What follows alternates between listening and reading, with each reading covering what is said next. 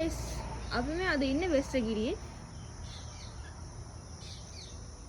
මෙතන රහතුන් වහන්සේලා වැඩ හිටිය තැනක් තමයි තියෙන්නේ. මේ ගල් ගුහාවල ලෙන් වල තමයි භාවනා යෝගීව ඉඳලා තියෙන්නේ. මේ තමයි තියෙන කටාරම්. කටාරම් තියෙන්නේ වැස්ස එන වතුර රහතන් වහන්සේලාට කරදරයක් නොවි මෙතනින් බේරිලා වැටෙන්න. කටාරම දිගේ පල්ලෙහාට බේරිලා වැටෙනවා.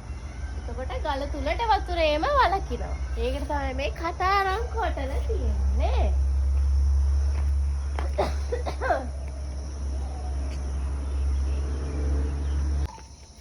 හරියටම කටාරමෙන් වැටෙනවා මේක. මේ තමයි කටාරම. කටාරමෙන් බේරිලා આવොත් නෑ. මෙන්න ආසන.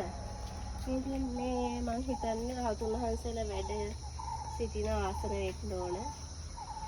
ඒව ගල් හොඳටම මේ සුමට වෙලා මැදිලා තියෙන්නේ. මැදිලා තියෙන එක අපිට ඒක තේරෙනවා. මේ පැත්තෙත් තියෙනවා. මේ පඩි පෙළ. මේ ගල් පඩි පෙළක් ඒකෝද. ඉතින් මේක සමාන්තරව කොහොමද ඒ කාලේ තාක්ෂණයක් තියෙනවා සමාන්තරව කපලා ගන්න විතර තාසනයක්. ඒකත් හොඳට තියෙන ලස්සනට මැදිලා තියෙනවා.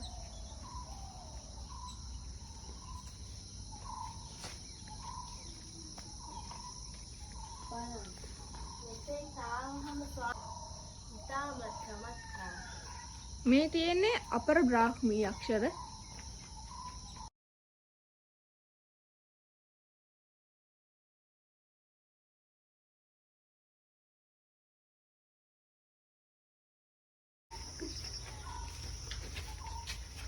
මේ තමයි වෙස්සගිරියේ දැනට ඉදිකිරීමක් අපිට නිශ්චිතවම හඳුනා ගන්න පුළුවන් ඉදිකිරීමක් විදිහට තියෙන මේක. මේ තමයි ගල් දොරටුවක්. ගල් දොරටුවක් තමයි මේ තියෙන්නේ. මේ ගඩොලින් බැඳලා ගල් උළුවස්ස සහිත දොරටුව තමයි. ගල් උළුවස්ස සහිත දොරටුවක්. මෙතන තමයි ස්වාමීන් වහන්සේ කෙනෙක් වැඩ සිටියා කියන්න අපිට මූලිකම ලක්ෂණ. අර අපි කලින් බලපු තැන් වලට වඩා මෙතන අපිට මූලික ලක්ෂණ හොයාගන්න. අර තියෙන්නේ ස්වාමීන් වහන්සේලා මම හිතන්නේ සත්පිලායින් වගේ හදපු ස්ථානය. ගලින් මේ